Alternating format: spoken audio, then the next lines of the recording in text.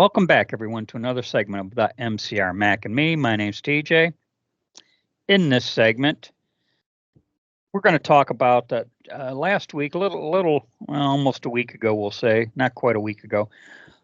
President Trump came to Michigan. He made a stop on the west side of Michigan, and then he came to the east side of Michigan. And that east side location was Macomb Community College, and it's probably about 3-4 miles northeast of where I reside. So he was very close to my hood. Okay. And the intent of him coming to the Detroit metropolitan area is to, woo and talk to rank and file of the auto workers, And when we say the auto industry, we're not just talking about the big three, Ford, GM, and Chrysler. There are all sorts of tier 1, 2, and 3 suppliers that are equally affected. So, what happens to the big three has like a snowball effect on the tier 1, 2, and 3 suppliers. Let me expand on that for just a second. And it goes a little further than even what you're saying, because you and I, as contract employees for a different kind of industry, worked at those places too. So it's like a domino effect. When the auto industry is affected by something, it goes far deeper than the guy working on the line or even the supplier. Suppliers have suppliers.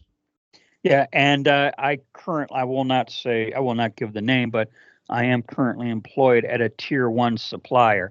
So I'm pretty familiar with the relationship between the big three and their, we'll say, suppliers. Okay.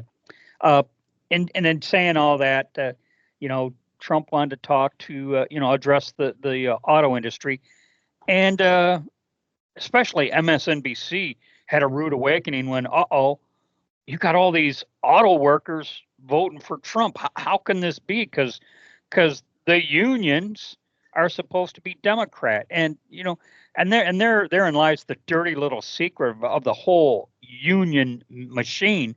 And I will use my father as Exhibit A. My father retired from Ford, and almost every single election that I can recall voted Republican. Okay. Right. And so what you got, there's a disconnect between union leadership and union rank and file, Well, living here in Michigan, I too am the son of an auto worker, although my dad was a Democrat. But I've had other family members in the auto industry, friends in the auto industry. Hell, you can't swing a dead cat without hitting some sort of auto worker in this state. And I've known for many, many years that they are not in lockstep with the corrupt union leadership who participate in the money laundering with the Democratic Party and get their pockets filled. And a little side note here in praise of my father, I'll say, he even though he's retired from Ford, as a social mechanism, we'll say, or whatever effort, he still attends the union meetings. Okay. And he just this past weekend, I spent the day with my father, and he was inclined to share with me how he went to the union meeting and was stumping for Trump.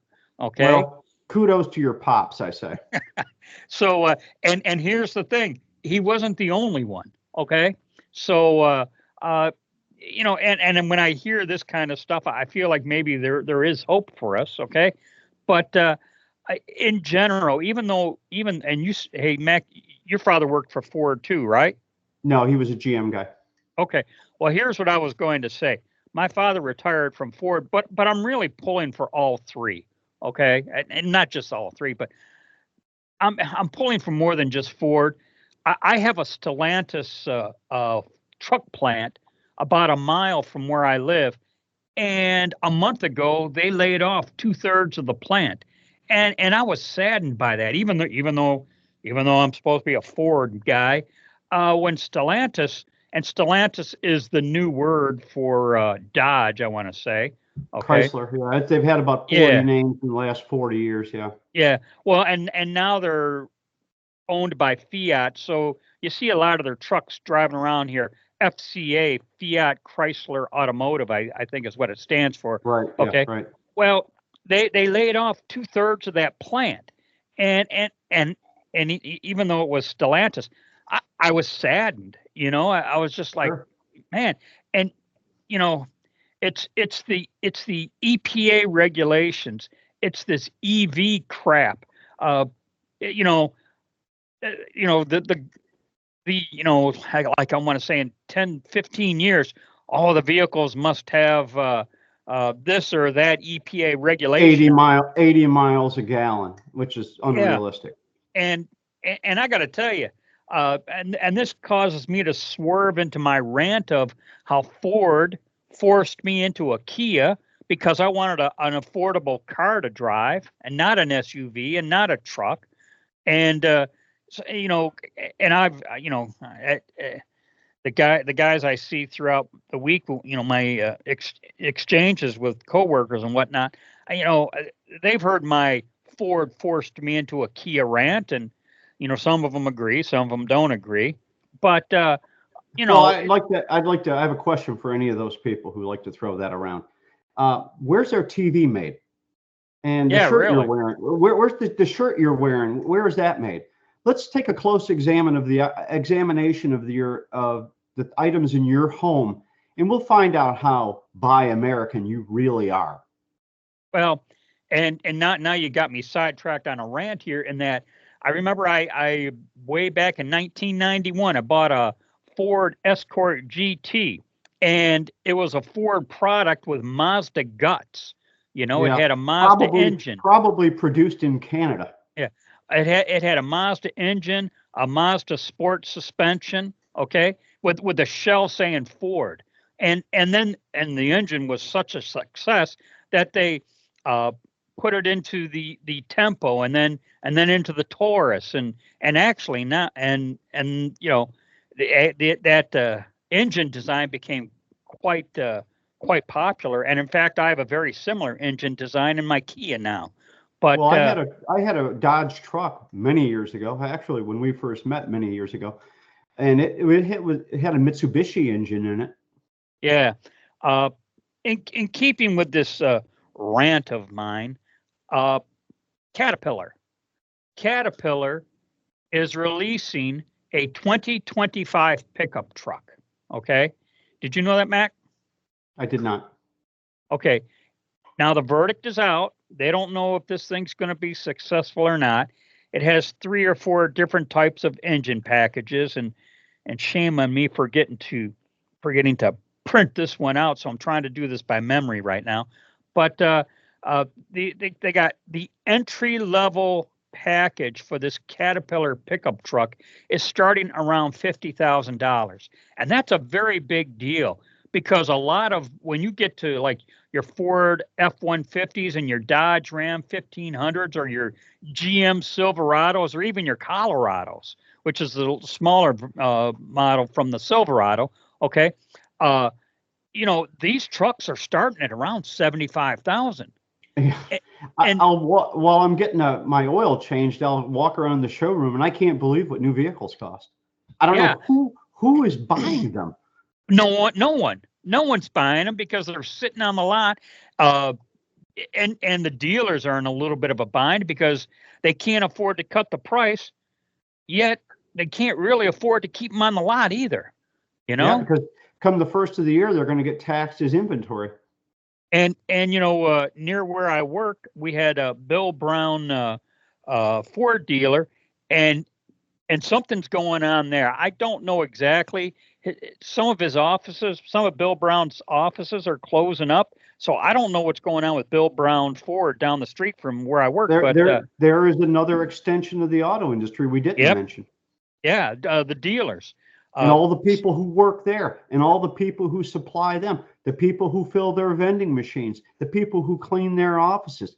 This is long reaching. And, so I'd like to throw out a reminder if anyone is still watching at the 10-minute mark, but uh, electric vehicle mandates are going to reduce actual auto assembly people by 4 out of every 10, 40% less labor is needed to build an electric car.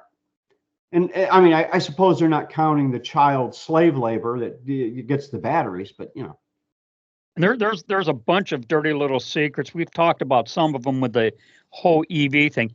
EV cars weigh more. They go through brakes quicker. They go through tires quicker. They go through suspensions quicker. Uh, you can't, the design of an EV vehicle is quite different than we'll say a normal gasoline vehicle.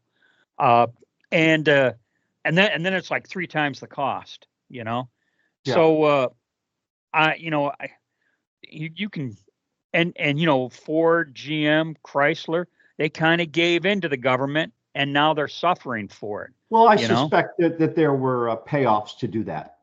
Oh yeah. Yeah. Which got stuffed in CEO and high level people's pockets, and then they skate.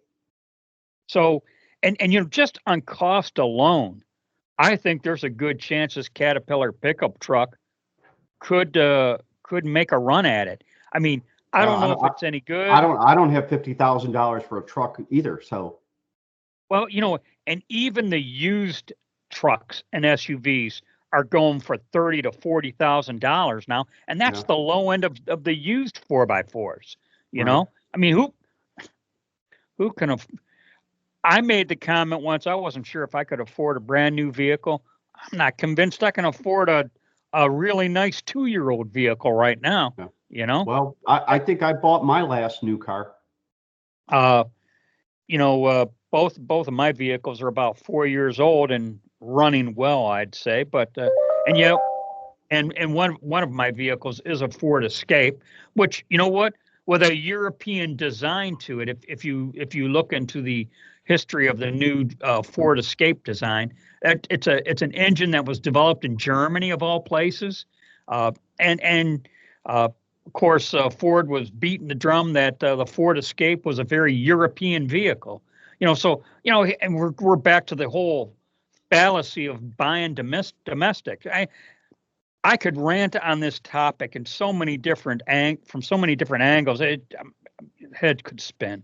But anyways, years ago, Saturday Night Live used to mock Lee Iacocca, and they would say, he would say buy American. He was very pro-American, and as I am in principle, but in practicality, it's a different thing.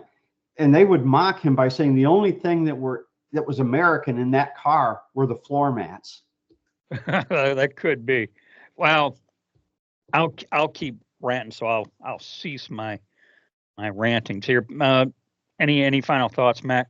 No, just hey, if you're in the auto industry, get your head out of your ass. Don't vote for this woman. She will kill you. She will kill your job.